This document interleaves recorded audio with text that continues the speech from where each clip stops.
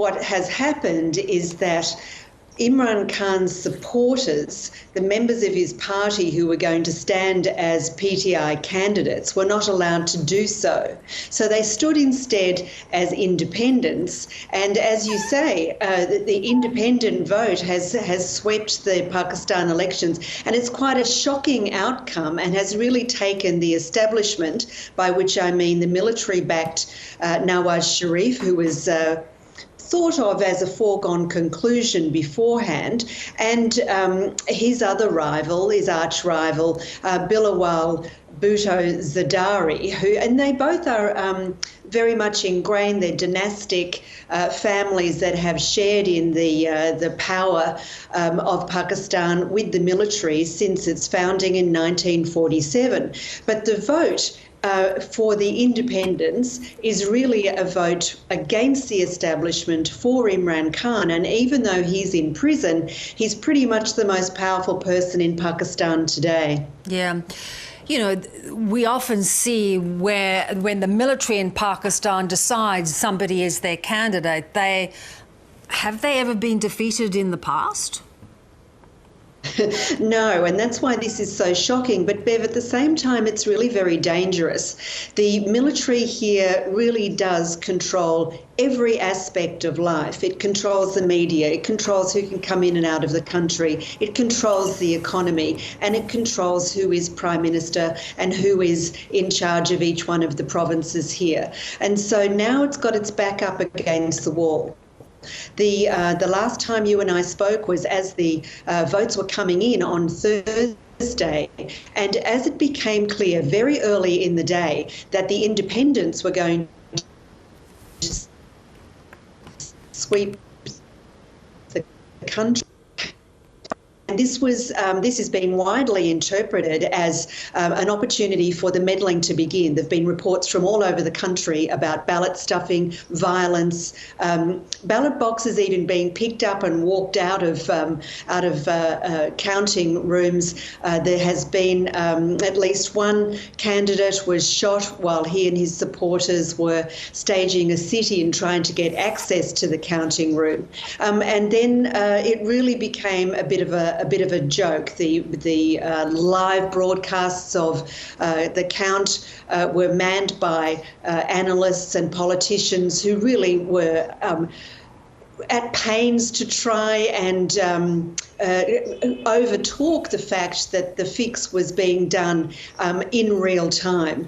Eventually, after 3 days of counting, midday Sunday, the results were declared, and that starts the clock ticking on another 3 days, during which time the backroom meetings will take place and are taking place as the two big parties, the PPP of Nawaz Sharif, of Ali Bhutto Zardari, and the PMLN of Nawaz Sharif, who thought that he was going to become the Prime Minister, begin. What they're going to try and do is form a coalition so that they can take control of the country with the approval of the military. Yeah. Let's see what happens. So in your belief, do you think that is possibly the only resolution, given there is no one leading this group of independents because Imran Khan is in jail?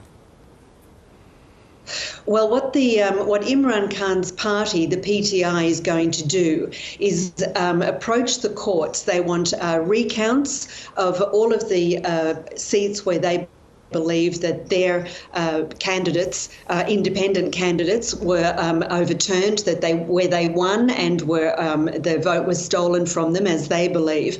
And they also want the party reconstituted. At the moment, there is no real PTI infrastructure. That was dismantled by the military in the lead up to the vote. What the PTI wants to do is have that legally reconstituted so that those independents, and there are 101 independents of whom about 93 to 95 are believed to be PTI people.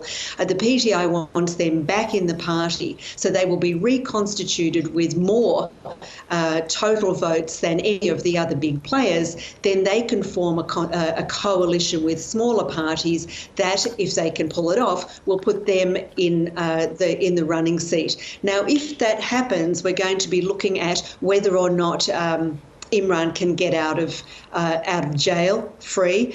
And if he can, then what he will also want to do is have a forensic recount of all the seats where they lost and they believe that they won.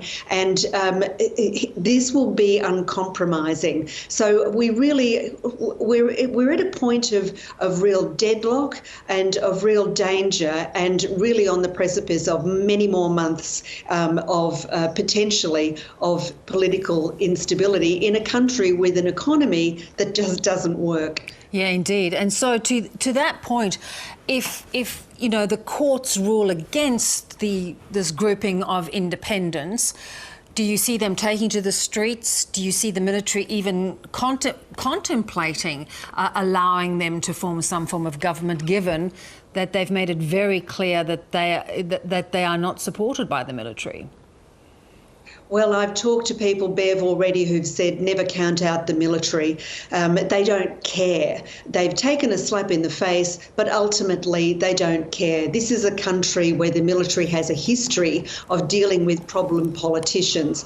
They've been assassinated, they've been toppled, they've been sidelined, they've been forced into exile so that the military can hold on to its very, very tight grip on power. So that's one scenario. The other scenario is, as you say, the possibility of violence in the streets. We saw it last year in May, especially when Imran Khan was arrested. People took to the streets and they attacked military installations and even the homes of senior generals. That was a red line. But here we have the world watching what's going to happen. And already the Chief of the Army Staff, Asim Munir, has come out and made a conciliatory statement. Let's move away from the politics of chaos. So whether that means that he and the military establishment believe that they can pull it all together and pull it off, it remains to be seen. But Imran Khan and his party at this stage do retain pole position, and it's a very unstable and dangerous juncture that we've reached here. Yeah, Lynn, quite extraordinary. You could not have imagined this would have been the outcome. Really good to have you there on the ground. Thanks so much. Thanks, Bev.